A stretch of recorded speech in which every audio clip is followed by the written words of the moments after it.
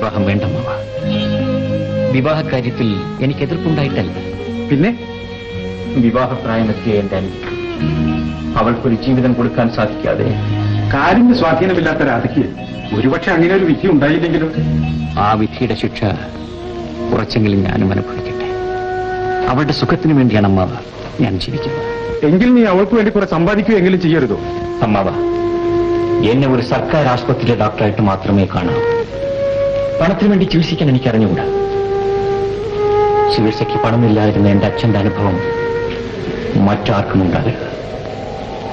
അന്ന് എനിക്ക് 10 വയസ്സ് കാണും.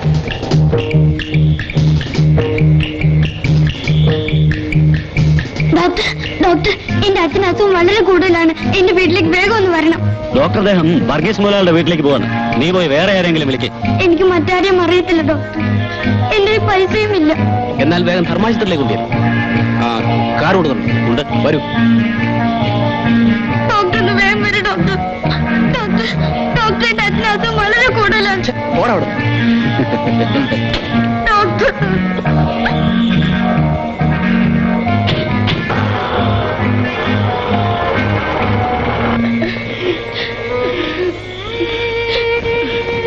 ഡോക്ടറെ കണ്ടില്ലേ മോനെ? കണ്ടു.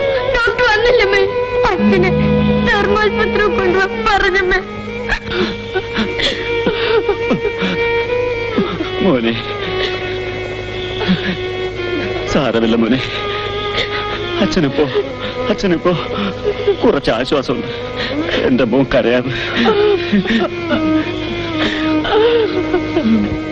മോളെ, അച്ഛന് നിന്റെ കാര്യം ഓർക്കുമ്പോ ഇങ്ങനെ ഓരോന്നോർത്ത് മനസ്സ് വിഷമിപ്പിക്കരുത്. എന്റെ മോൻ പഠിച്ച് ഒരു വലിയ ഡോക്ടറാകണം. എന്നിട്ട് എല്ലാവരെയും ചികിത്സിക്കണം.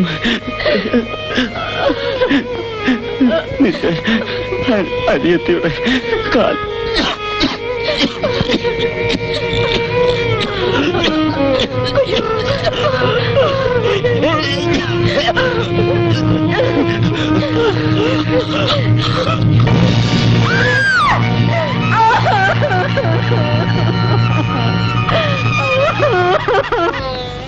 അങ്ങനെ എന്റെ അച്ഛൻ മരിച്ചു. എന്റെ അച്ഛന് 2 ആഗ്രഹങ്ങളായിരുന്നു. ഞാൻ പഠിച്ച ഒരു വലിയ ഡോക്ടറാകണം, എന്നിട്ട് എന്റെ അനുജത്തിയുടെ കാല് ഭേദമാക്കണം. രണ്ടാമത്തെ എന്നെ കൊണ്ട് സാധിച്ചില്ല. നീ വിഷമിക്കാതിരിക്കും. ഇതൊക്കെ ഒരു വിധിയാണെന്ന് വിചാരിച്ചാൽ സമയമാകുമ്പോൾ എല്ലാം ശരിയാകും. ഞാൻ അടുത്ത ആഴ്ച അങ്ങോട്ട് വരാം.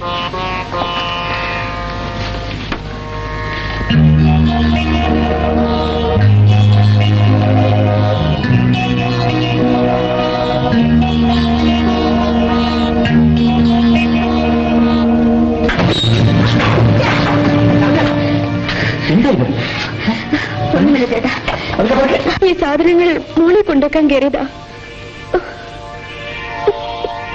അമ്മേ, എന്താ ഇവിടെ കൊണ്ട് ജോലിയൊന്നും ചെയ്യിക്കരുതെന്ന് അമ്മയോട് ഞാൻ എത്ര പ്രാവശ്യം പറഞ്ഞതാണ്. ഇവളാണെങ്കിൽ പറഞ്ഞാലോട്ട് കേൾക്കത്തുമില്ല. താഴെ വീഴുന്നെങ്കിൽ എന്താകുമായിരുന്നു? എന്താകാനാ? അമ്മയ്ക്കൊരു ശല്യം ഒഴിയും, ചേട്ടനൊരു ഭാരവും കുറയും.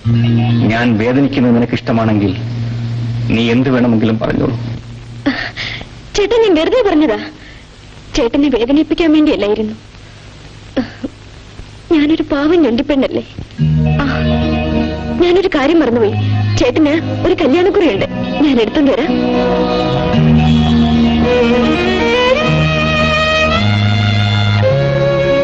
ഞാൻ എത്രയോ രോഗികളെ ചികിത്സിച്ചിട്ടുണ്ട്. പക്ഷേ എന്റെ അനുജത്തിന്റെ കാല് മാത്രം. നീ എന്താ മോനെ കൊച്ചുകുട്ടികളെ പോലെ എങ്ങനെ? നിന്റെ ഈ അതിരുകടന്ന വാത്സല്യം കൊണ്ടാണ് നിനക്ക് ഇങ്ങനെയൊക്കെ തോന്നുന്നത്. അമ്മേ, അവളുടെ കാലിന്റെ സ്വാധീനക്കുറവ് മനസ്സിനെ വല്ലാതെ ബാധിച്ചിട്ടുണ്ട്. അതാണ് എല്ലാറ്റിനോടും അവൾക്ക് വെറുപ്പും വിദ്വേഷവും. നമ്മൾ അവളോട് വളരെ സ്നേഹമായിട്ട് പെരുമാറണം അമ്മേ. ചേട്ടതേ കല്യാണക്കുറി. ആരുടെ കല്യാണം ഏട്ടാ? ഇത് എന്റെ ഒരു സ്നേഹിതൻ ഡോക്ടർ സുകുമാരന്റെ കല്യാണമാണ്. എല്ലാരും കല്യാണം കഴിക്കുന്നു, ഞാൻ ഒരു കല്യാണം കഴിക്കാൻ അങ്ങ് തീരുമാനിച്ചിരിക്കുക. ചേട്ടൻ ഇപ്പൊ പറഞ്ഞ സത്യമാണോ? ചേട്ടൻ കല്യാണം കഴിക്കാൻ തീരുമാനിച്ചു അല്ലേ? എന്റെ തീരുമാനത്തിന് മാറ്റം വരുത്താൻ ആർക്കും സാധ്യമല്ല.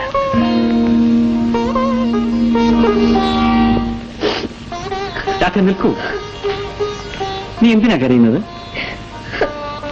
ചേട്ടൻ എവിടുന്നെങ്കിലും ഒരു പെണ്ണിനെ കല്യാണം കഴിച്ചോണ്ട് വരും. പിന്നെ ചേട്ടൻ എന്നോടുള്ള സ്നേഹം മുഴുവനും അവരോടായിരിക്കും. ഞാനൊരു ഞൊണ്ടിയായതുകൊണ്ട് അവർ എന്നെ ഇഷ്ടപ്പെടത്തില്ല. എല്ലാവർക്കും എന്നോടായിരിക്കും വെറുപ്പ്. എല്ലാവരും എന്നെ ഉപേക്ഷിക്കുകയും ചെയ്യും. ഞാൻ ഒറ്റയ്ക്കായി പോവും ചേട്ടാ. ചേട്ടൻ വെറുതെ നിന്നെ ശുണ്ഠി പിടിപ്പിക്കാൻ പറഞ്ഞതല്ലേ.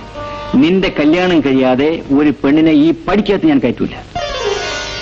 നമ്മുടെ വീട്ടുമുറ്റത്ത് വലിയൊരു മുല്ലപ്പന്ത്, ഉയർന്നു പൊങ്ങുന്ന നാദസ്വരമേളം, നിറപറയും നിലവിളക്കും വെച്ചിരിക്കുന്ന വിവാഹ മണ്ഡപത്തിൽ സർവാഭരണ വിഭൂഷിതയായി എന്റെ അനുജത്തി മുഖം കുനിച്ച് നാണിച്ച് വരന്റെ അടുത്ത് വന്നിരിക്കും.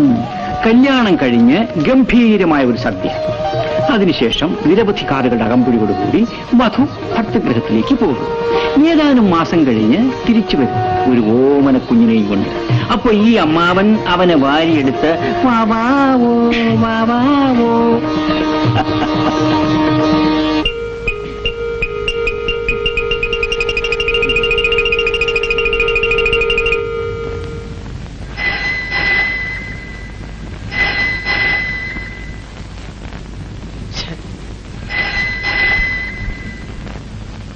ഹലോ, ഇതൊരു ആശുപത്രിയാണെന്ന് അറിയാൻ പാടില്ലേ?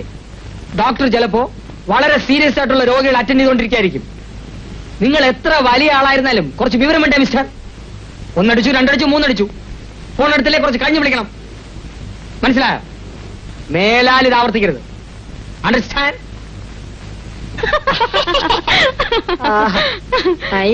അല്ല, നിങ്ങളെല്ലാവരും മണ്ടനോമാന്ന് വിളിക്കുന്നത്. നിങ്ങൾ നന്നാവാൻ പോകുന്നില്ല. എന്റെ പൊന്നു സുഭാഷിണി, നീ നിന്റെ പേരിന്റെ അർത്ഥം മനസ്സിലാക്കിയെങ്കിൽ ഒരു 4 നല്ല വർത്തമാനം പറ. അത് കേട്ടിട്ടെങ്കിലും ഒന്ന് കണ്ണടച്ചാ മതിയായിരുന്നു. അത് ഈ ജന്മത്തിൽ നടക്കാൻ പോകുന്നില്ല. അപ്പൊ നിനക്കെന്നോട് സ്നേഹമില്ലല്ലേ സുഭാഷിണി? ഫോണിൽ നിന്ന് കൈയ്യെടു. എനിക്കറിയാം നീ എന്നെ പരീക്ഷിക്കുകയാണ്.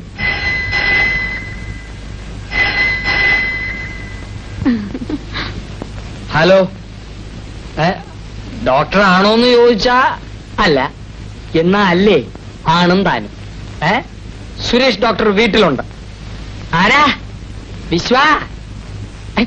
വിശ്വാ മുതലാളിയോ? പറയാം. അയ്യോ, ആരാ വിളിച്ചെന്നറിയോ? നിശാസുന്ദരി, വിശ്വനാഥ മുതലാളി.